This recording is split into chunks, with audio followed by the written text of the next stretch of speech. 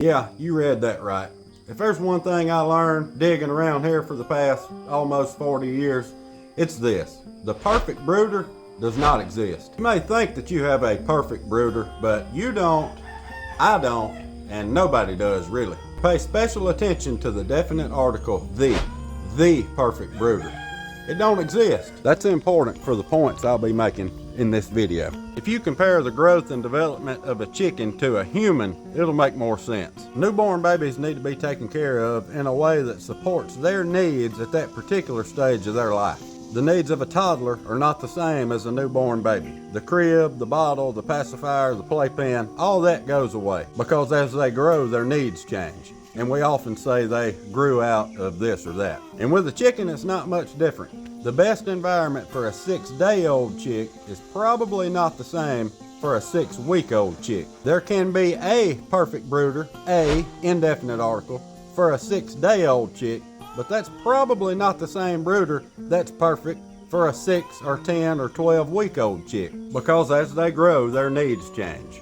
A playpen is not good infrastructure for a 9-year-old human. In the same way, a brooder optimized for a 2-week-old chick is not the best infrastructure for a 12-week-old chick. This is a small brooder I built, and it has served us well over the years, but it is optimized for a distinct purpose. For the first couple of days, they live in the incubator, and then when they're dry and fuzzy like little cotton balls, they come to here, where they live in this solid bottom brooder with a heat lamp hanging above the lid, and of course there's bedding in the bottom of it when they're in here.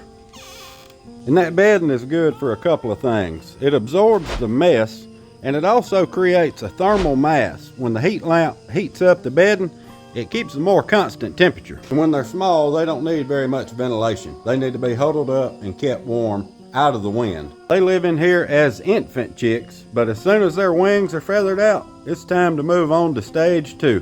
Because as they grow, they run out of room. And it don't matter, they get to a point where if you clean that little brooder out every day, they'll still stink. And that's basically unnecessary work. And that's how you start to fail as a homesteader. Doing too much for too little of a return. Like trying to drive a square peg into a round hole. Or how about keeping adolescent chicks in a brooder that's optimized for little babies. So with that being said, having a 2-stage brooding system is one of the best things we ever did as far as raising chicks go. Now I know it looks like who'da thunk it, but this is stage 2. This is actually a retired rabbit hutch with a divider removed, and we have 2 of these in use, and they are perfect for chicks at this stage of life. They're not near big enough to live with the goats and the other grown chickens yet, but they're way too big for that little brooder. Their feet are plenty big enough to handle this wire, and they really need the extra ventilation at this point because they can really make a mess. They're kind of like teenage chickens. They're growing to the point where they can cover their own basic needs and they don't need a heat lamp, but they ain't near about ready for the real world yet. The next step after stage 2 is this stationary growout area. This is for the chickens that have fully feathered out but hadn't quite started laying eggs yet, like the high school, college age chickens. These chickens are almost to the point of laying eggs, and when they start laying eggs, they're going to be moved out there into the real world, and the chickens that are in stage 2 will come in here for a couple of months. And look, while there's not necessarily a perfect brooder, there is a perfect chicken snack. Growout is a company out of New Jersey that ethically raises black soldier fly larvae.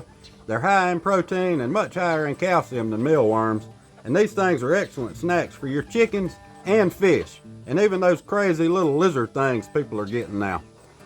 Their link will be the first link in the description, and if you use the code Gibson Branch, you'll get 10% off of your first order.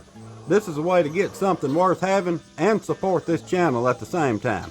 Now, back to the chickens. Look, if you do your brooding process different, I'd love to hear about it. There's a lot of people that like to read these comments, and a lot of people new to this lifestyle, and they can learn a lot. And I don't by any means consider myself a know-it-all. I'm just on this path like the rest of you. And I know we all have different setups, and mine may not be right for you. I mean, some folks are real dogmatic about letting the hen do all the hatching and the brooding work.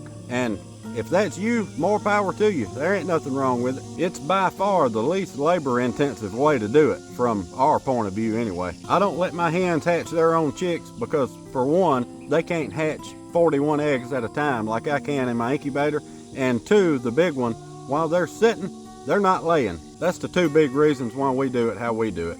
But I still stand by my statement. The perfect brooder does not exist, but a perfect brooder can exist for a particular stage of a chick's life. Thanks for hanging with me. God bless, and we'll see you soon.